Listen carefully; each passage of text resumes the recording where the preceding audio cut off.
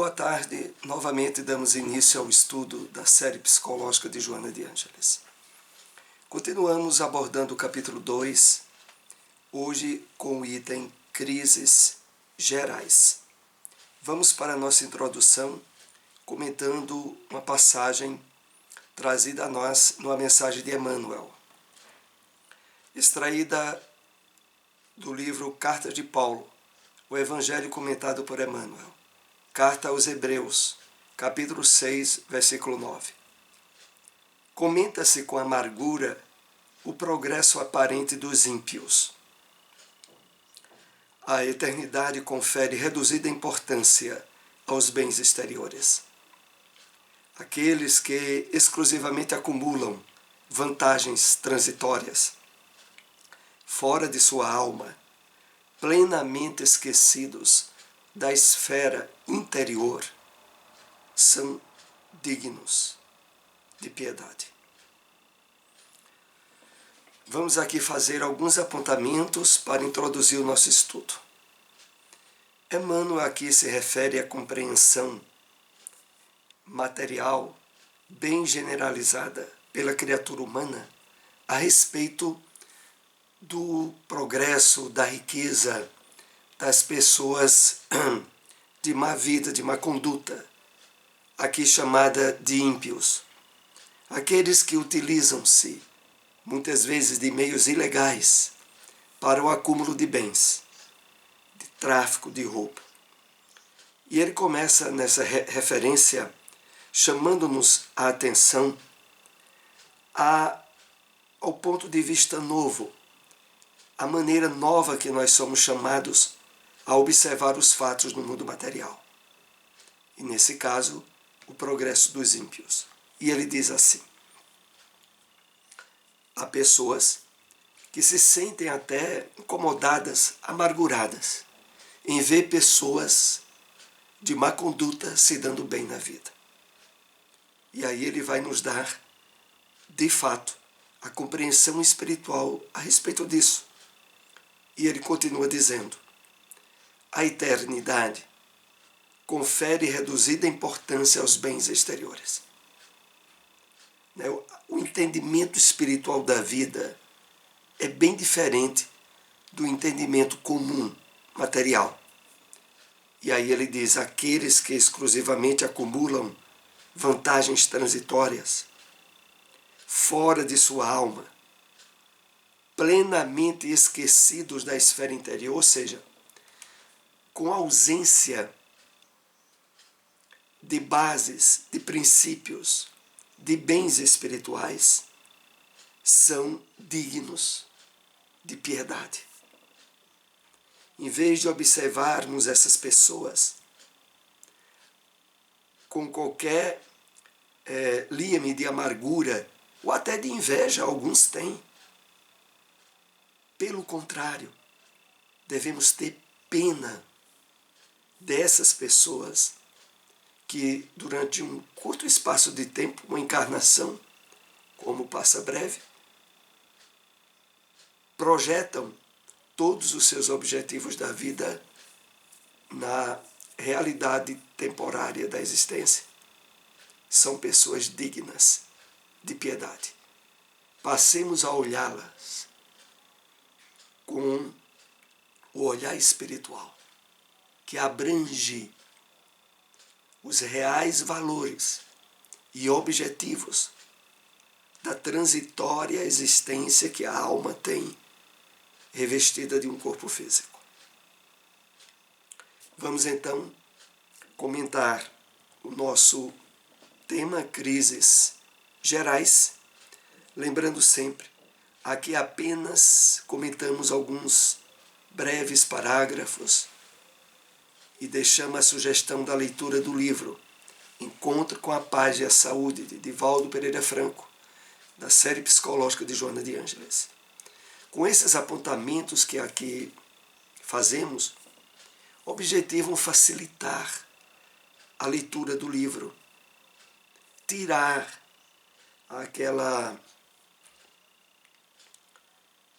característica de dificuldade que muitos têm e que normalmente impedem de fazer as leituras dos livros de Joana de Ângelis.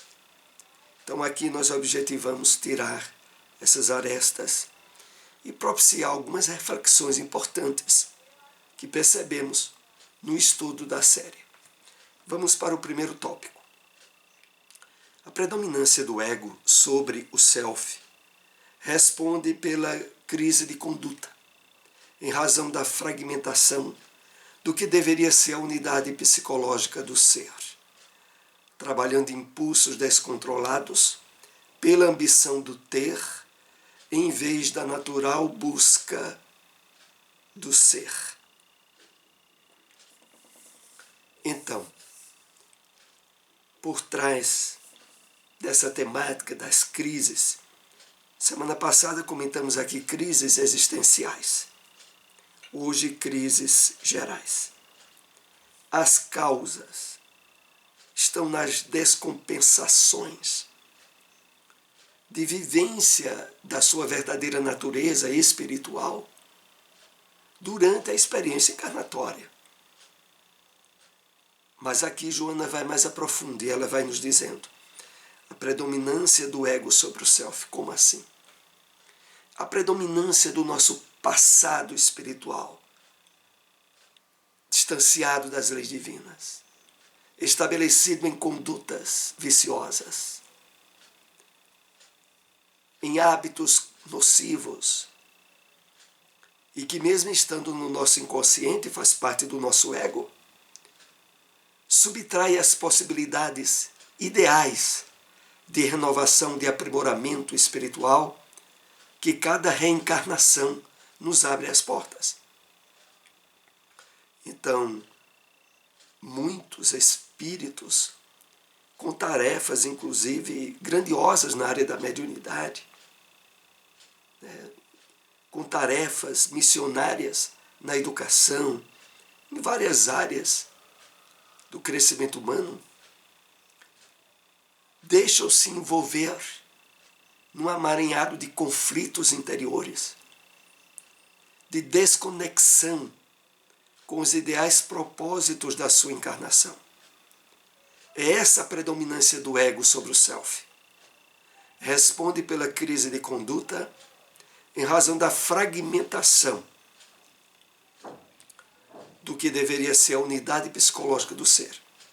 Assim, a unidade psicológica do ser, aonde o self exerce o comando, a diretriz, o nosso espírito em termos de nova experiência encarnatória, quando isso vai ocorrendo de forma normal, ideal, não há essa fragmentação, essa divisão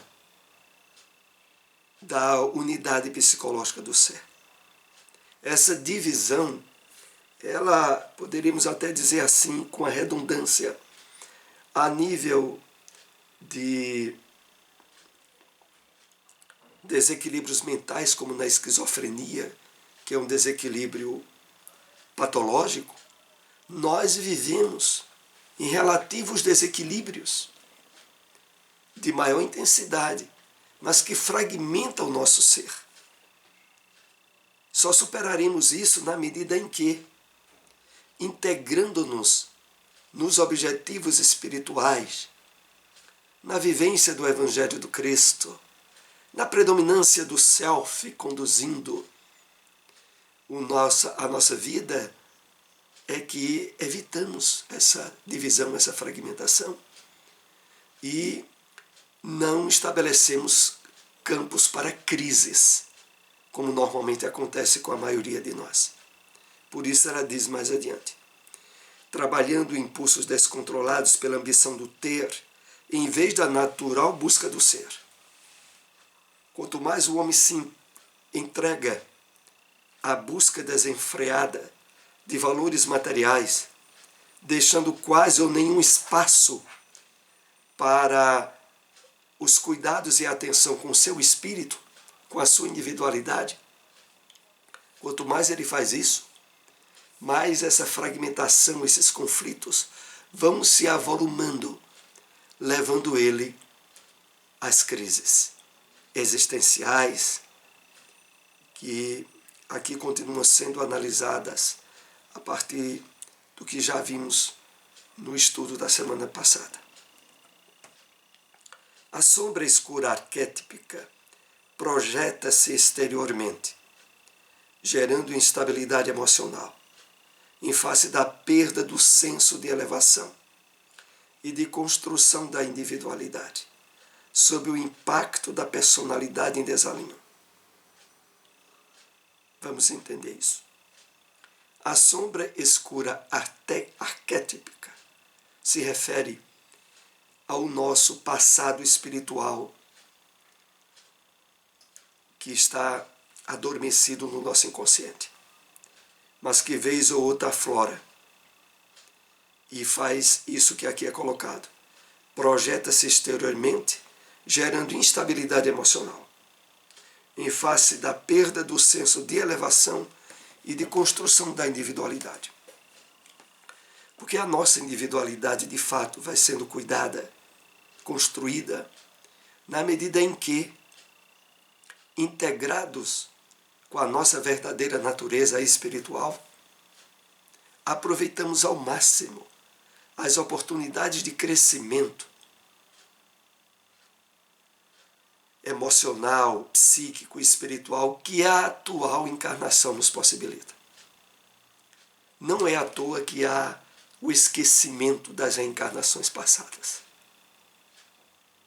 que é já um tópico grande na misericórdia divina, para nos ajudar na ressignificação da nossa vida. Mas aí,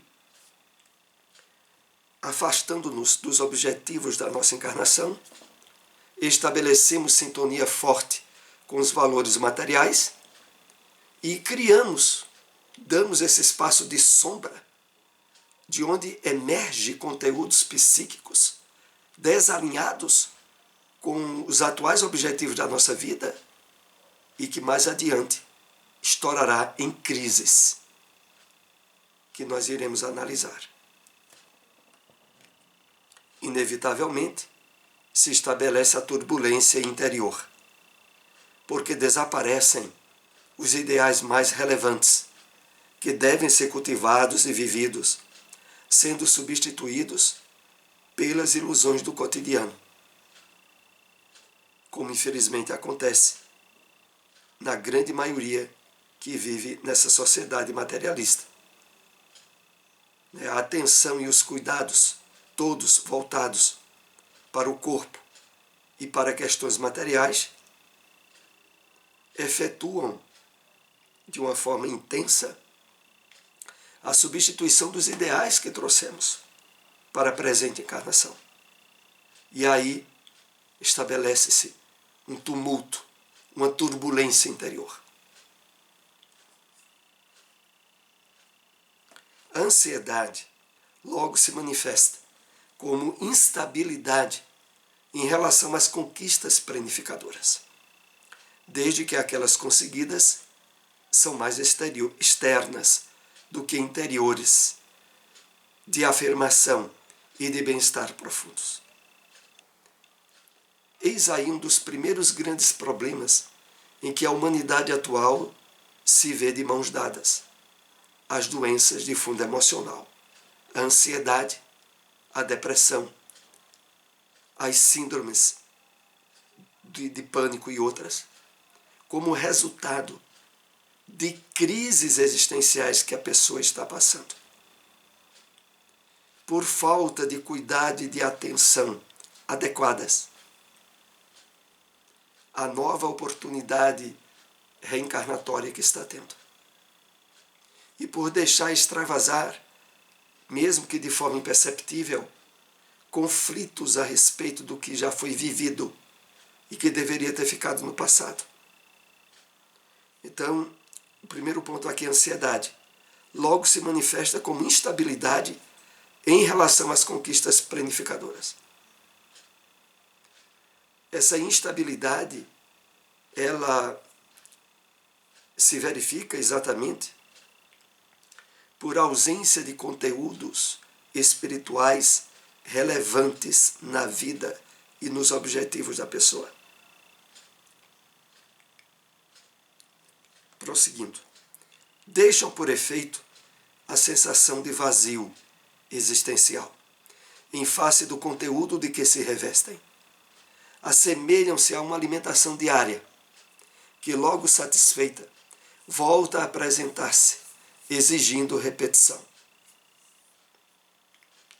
Então, esses conflitos emergentes do passado estabelecem áreas de crises, surgem as doenças emocionais e, alinhado a tudo isso, a sensação de vazio existencial, devido à falta de conteúdos espirituais na criatura humana, que não é um corpo condenado à sepultura, é um espírito eterno em transição por uma vestimenta física, com objetivos e tarefas específicas para o equilíbrio psíquico e emocional dela.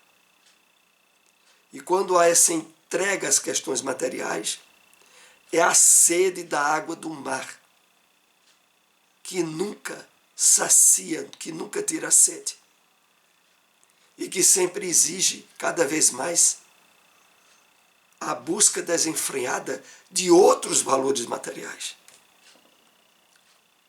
Essas manifestações sutis, o sentimento abrem espaço para a instalação dos medos surdos da realidade, gerando fugas psicológicas. Podem se apresentar em manifestação de revolta, processo de transferência do fracasso pessoal, como afastamento do mundo social em que se vive. Vejam como a situação vai se complicando. Essas manifestações sutis, como ansiedade e outras, abrem espaço para medos surdos da realidade. Geram-se com fugas psicológicas, que às vezes se apresentam na característica da revolta como um processo de transferência pessoal. Como é isso? É porque é assim. O revoltado, ele nunca é o culpado. O culpado é Deus, ou é a sociedade, ou é a família que ele teve, ou são as experiências de vida que ele teve.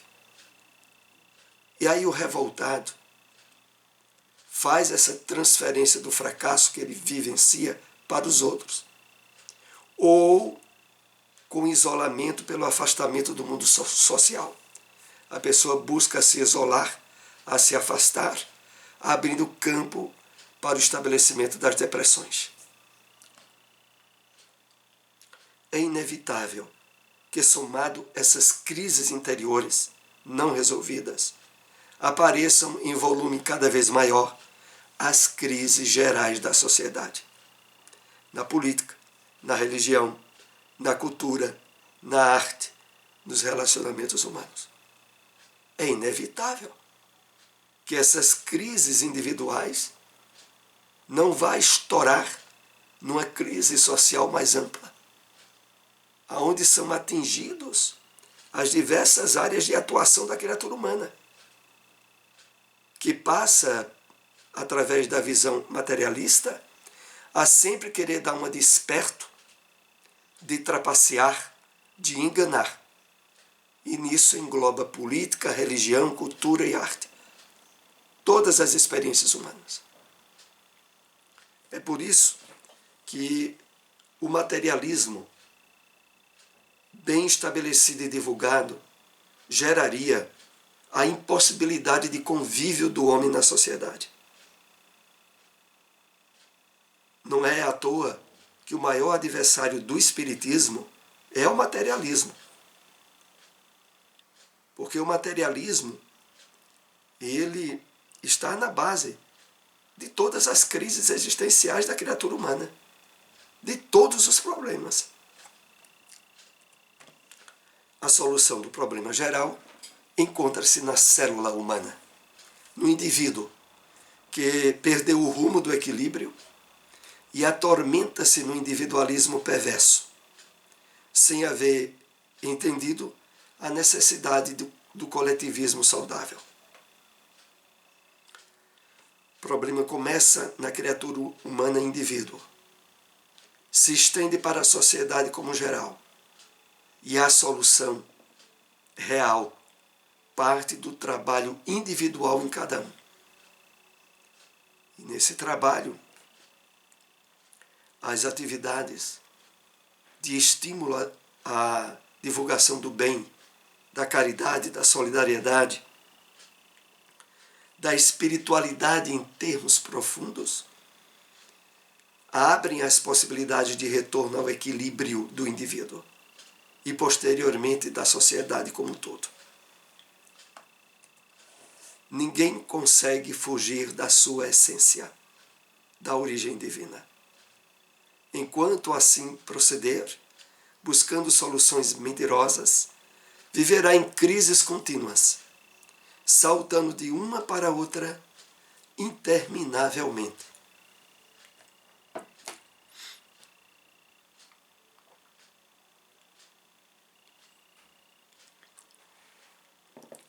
Então, o caminho é esse que estamos trabalhando aqui, nesses estudos. É o caminho do autoencontro, do despertamento do eu profundo, da espiritualização do homem. Porque, enquanto ele não fizer isso, ele estará sempre buscando soluções mentirosas e viverá em crises contínuas, enquanto não resolver as questões espirituais trazidas para cada encarnação, para cada oportunidade de progresso, de evolução, enquanto o homem não se abre ao acesso para a vivência desses compromissos, ele sempre estará em crises e em sofrimentos de acréscimo. Porque sempre é bom aqui relembrarmos, todo sofrimento redundante das chamadas doenças dos sentidos, provocada pelo materialismo, são sofrimentos de acréscimo, desnecessários, que não ajudam o progresso da criatura humana. Apenas expressa a repercussão do desequilíbrio atual que ele está vivendo. Não é resgate, não é regularização do passado, é problema de acréscimo gerado pelo mau uso do livre-arbítrio pelo homem. Mesmo essa crise geradora de conflitos divisórios de comunidades é lamentável processo de progresso, porque advindo o cansaço, a exaustão das forças, o indivíduo começa a identificar a necessidade de harmonizar o ego com o self. É claro que essa harmonia só se torna possível sob o comando e a diretriz do self, do eu profundo. Mas voltando aqui ao início desse slide, quando nos diz de que mesmo essas crises é lamentável o processo de progresso. Porque através do sofrimento, da exaustão das forças, do cansaço consequente, do mau uso do livre-arbítrio pelo homem, chega o momento de ele acordar e de aquelas experiências malogradas terem servido de algum apoio para a não repetição de erros e para o despertamento aos verdadeiros valores espirituais da vida. É nesse sentido que a análise desse tema nos traz. O homem, afastando-se do seu lado espiritual, gera crises. As crises acentuam sofrimentos, que repercutirão mais cedo ou mais tarde para despertar o homem a buscar seus verdadeiros valores e que se encontram plenamente em seu íntimo.